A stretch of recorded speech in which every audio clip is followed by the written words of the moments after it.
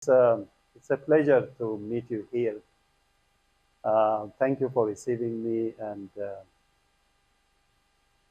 it reminds me of a moment I had, a few days I had. I think it's 2016 in Uganda, and there was this kind of gathering. In fact, more people than this one, and I always cherish that gathering, and today it reminded me of that. Um, and in that gathering, I it happened that I um, got friends, several friends, and with a few of them, we even um, were communicating with emails and calls. And every time after that, I come in this area, I meet somebody who was at that gathering. Now, maybe a member of parliament, maybe a businessman or woman, um, maybe in the government, maybe in the media, maybe in somewhere. And they come and they say, do you remember I was there in Uganda in 2019, in 2016, sorry. So it's really a pleasure to see young people like yourselves to get to those positions, influence some areas in the society, and then come back and say, we were together at this place, at this time. That's a pleasure for me. And that's the whole mission of AYLF.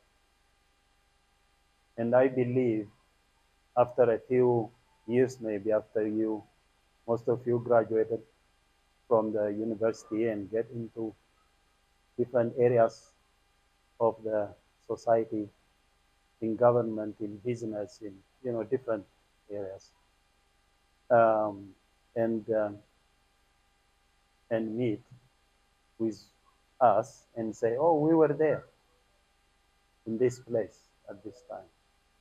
That's the whole mission, I understand, of AYLA. And on your part, that is the whole goal in your life. So I'm pleased to meet you here again. I don't go into my story because I think all of you maybe were in the prayer breakfast. Um, we will go to the questions and answers if you have any questions for me related to my story or related to my background or related to the prayer breakfast, whatever you have. But to go to there, I have one thing that I want to tell you, let you know,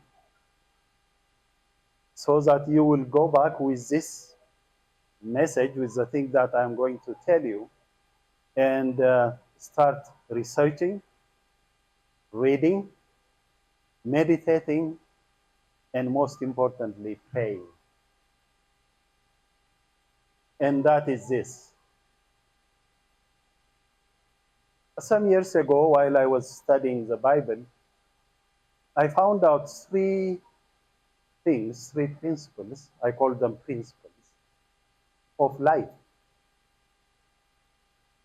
And I found these principles not in the beginnings of the beginning periods of studying the Bible. I was not aware. It's only after many years of studying and reading the Bible that I found these principles. And I said, oh,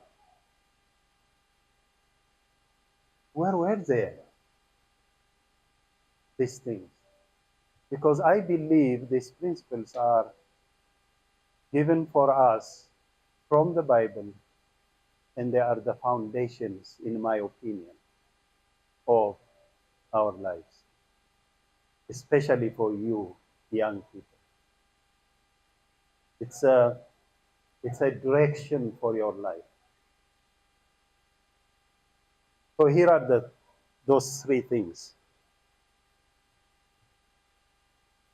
You may know them, but now you just write them, not take a note, and not now, but when you go back home, you start meditating on them.